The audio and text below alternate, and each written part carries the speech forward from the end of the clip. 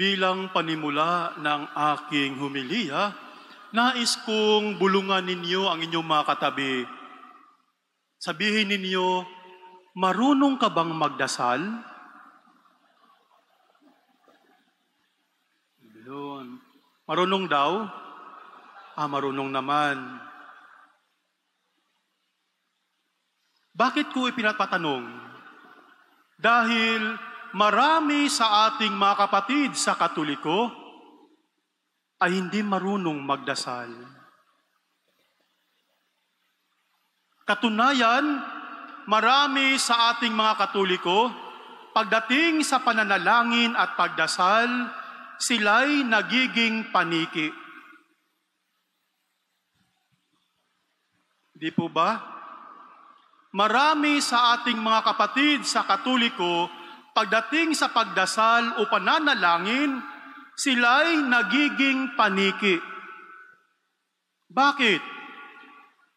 Obserbahan ninyo, kapag mayroong pagtitipon, birthday, o di kaya yung party, no?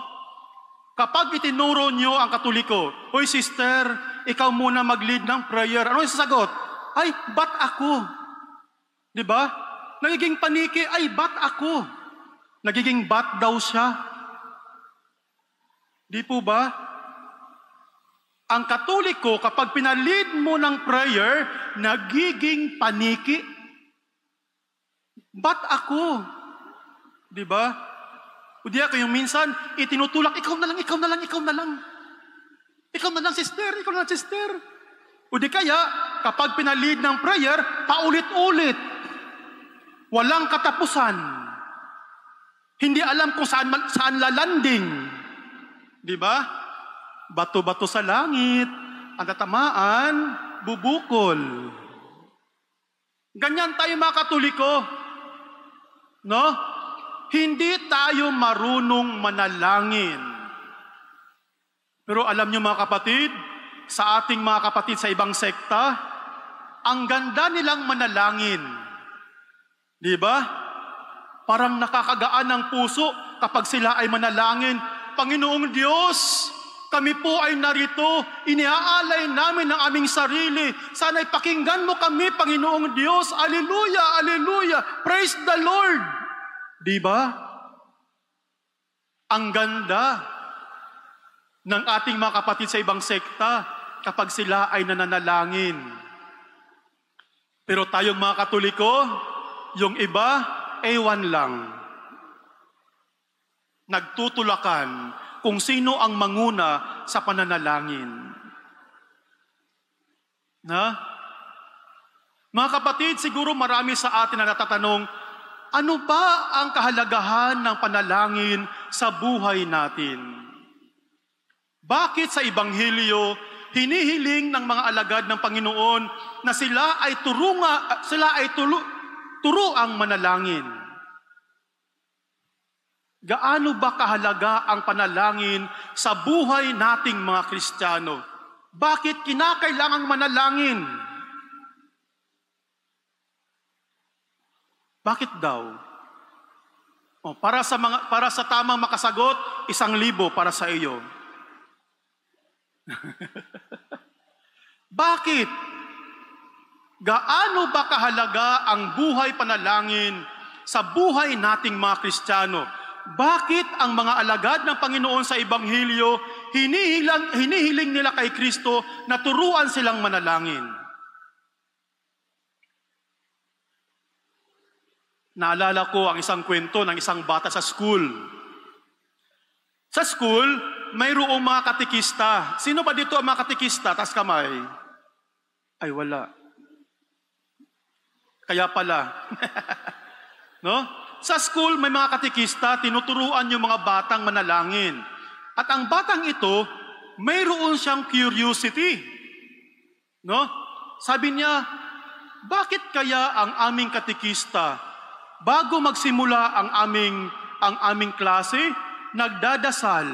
Pagkatapos ng aming klase, nagdadasal din. Pero yung ibang aming mga teachers, hindi nagdadasal. Tanungin ko nga ang aming katekista. Kaya one day, Nilapitan niya ang kanyang katikista. Sabi niya, Teacher, nagtataka lang ako. Kasi sa lahat ng mga guro, ikaw lang ang gumagawa nito. Ano yon, iho? Sabi ng teacher. Kapag ikaw ang nagtuturo, sinisimulan mo ang pagtuturo sa panalangin. Pagkatapos magturo, tinatapos mo rin sa panalangin. Gaano ba kahalaga ang panalangin sa buhay natin? Iyon ang tanong ng bata. Hindi siya sinagot ng kanyang katekista. Instead, hinila niya ang bata papunta doon sa office. Dinala niya ang bata papunta sa office. At doon sa office, mayroong malaking aquarium na punong-puno ng tubig at isda. Sabi ng katekista, para masagot ko ang iyong tanong, mayroon akong ipapagawa sa iyo. Sabi ng bata, ano yun, teacher? Sabi ng teacher, kumuha ka ng kahit isang isda mula sa aquarium. At magnakuha mo na, ilabas mo sa aquarium, ilagay mo sa tabi ng aquarium na walang tubig. Sige po, teacher. Sumunod ang bata. Kumuha ng isda, inilabas sa aquarium at inilagay doon sa tabi ng aquarium na walang tubig. Maya-maya, lumulundag-lundag ang isda. Kaya sabi ng bata, Teacher, ibalik natin sa aquarium dahil mamamatay ang isda kapag walang tubig. Anong sabi ng katekista? Exactly. That is prayer in our life. That is prayer in our life. Ganyan ang panalangin sa buhay natin. Parang tubig na siyang bumubuhay sa atin. Parang tubig na bumubuhay sa atin. Naalala ko ang kwento, personal experience ko, nung ako'y na-assign sa San Gabriel ng ina ng Hapis doon sa Marikina. No? Na-assign ako dyan for 3 years, naabutan ako ng COVID. No? At dahil sa COVID, sinara namin ang aming simbahan at walang makakapasok. Kami-kami lang ang nagmimisa.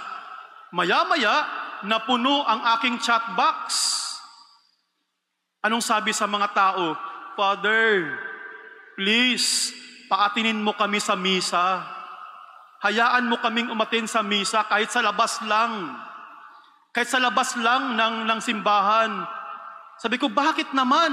Ngayong bawal. Father, mas lalo kaming mamamatay kapag hindi kami umattend ng misa sa araw-araw. Di po ba?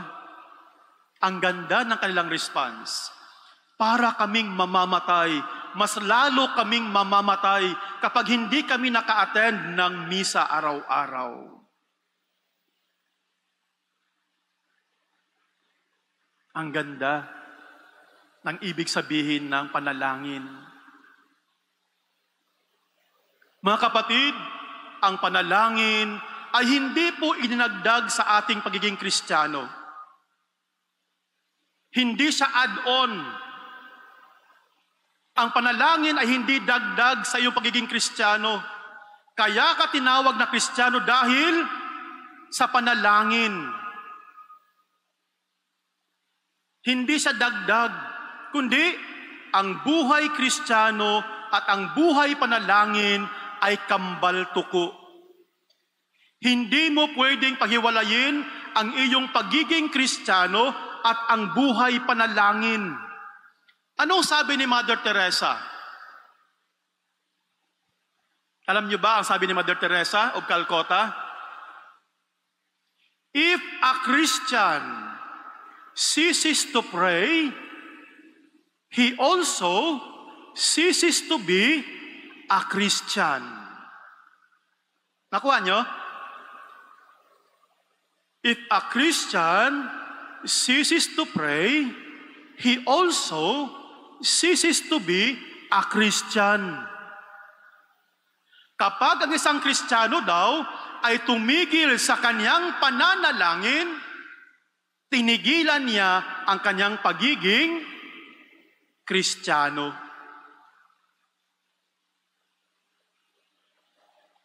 Our Christianity is not apart from our prayer life. Hindi siya magkaiba. Sila ay iisa. Kaya ka tinawag na Kristiyano dahil ang buhay mo ay punong-puno ng panalangin.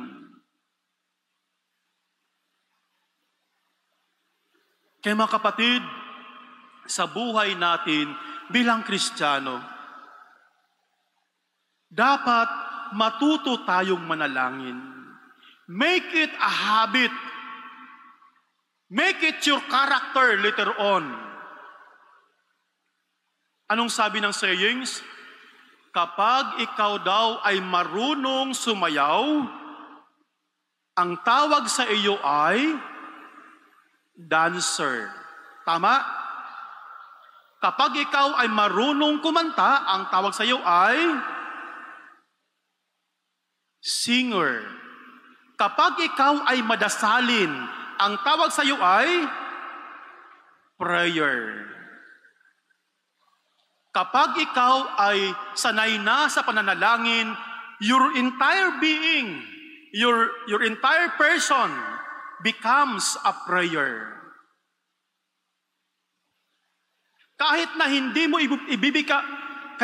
mo ibubuka ang iyong bibig, ang sarili mo mismo ay isa ng panalangin sa harap ng Diyos. When you make your prayer your character, you yourself becomes a prayer. Ganoon ang panalangin. Hindi ka mananalangin sa Diyos dahil mayroon kang kailangan. Hindi ka magdadasal sa Diyos dahil problemado ka. Hindi ka magdadasal sa Diyos dahil nakatanggap ka ng biyaya. We pray to the Lord because it is our life. Buhay natin ang panalangin. Kung kaya sa aming founder na si St. Paul of the Cross, founder naming mga Passionist, sa kanilang community, noong una, pinapahalagahan nila ang buhay panalangin. Anuman ang iyong ginagawa, yung iba galing sa misyon, pag-uwi, ibinubuhos nila ang kanilang oras sa panalangin. Hindi nila nakakalimutang manalangin. Kaya nga nagkaroon sila ng diskusyon kasi nagkaroon ng faction ang community noon ng mga Passionist. Ang sabi ng iba, kapag naroon tayo sa mission, dapat pagbalik natin wala ng prayer kasi pagod tayo. Yun ang sabi ng iba. Pagkagaling sa mission, dapat magpahinga na lang. Huwag nang mag-pray. Pero mahigpit na hinaharangan ng aming founder na si St. Paul of the Cross.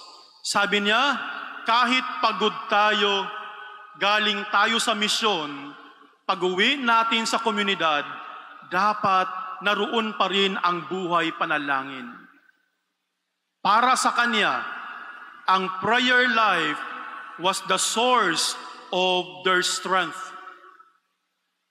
Ang kanilang buhay panalangin ay isang bukal ng kanilang kalakasan upang patuloy sila sa pagganap ng kanilang mga misyon.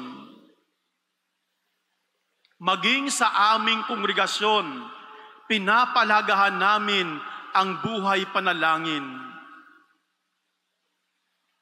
If we have spare time, we use it in prayer. Ginagamit namin, ginugugol namin ang aming mga oras na meron kami sa pananalangin para sa amin ang panalangin ang aming buhay. Para sa amin ang panalangin, kapag ito'y hiniwalay sa aming buhay, kami mamamatay. Kung kaya mga kapatid, tularan natin si San Pablo. ang ating primerong santo ng ating parokya. He was so prayerful. Katulad ng Ebanghelyo ngayon, let us ask the Lord to teach us how to pray. Magdasal tayo. Make it a habit because the habit becomes your character. And that character becomes your person. Naging bahagi siya ng iyong buhay. Ang sabi nga, pray without ceasing. Magdasal ka ng walang humpay. Kapag ikaw ay nasa kasaganahan, sing psalms, pray psalms. Magdasal ka ng mga salmo, umawit ka kung nasa kagalakan ka. At kapag ikaw ay nasa pagsubok, kneel down and pray to God. Yun ang sabi ni San Pablo. Pray, o ni San Pablo nga, pray without ceasing. Make it your habit. Prayer is our life. Amen.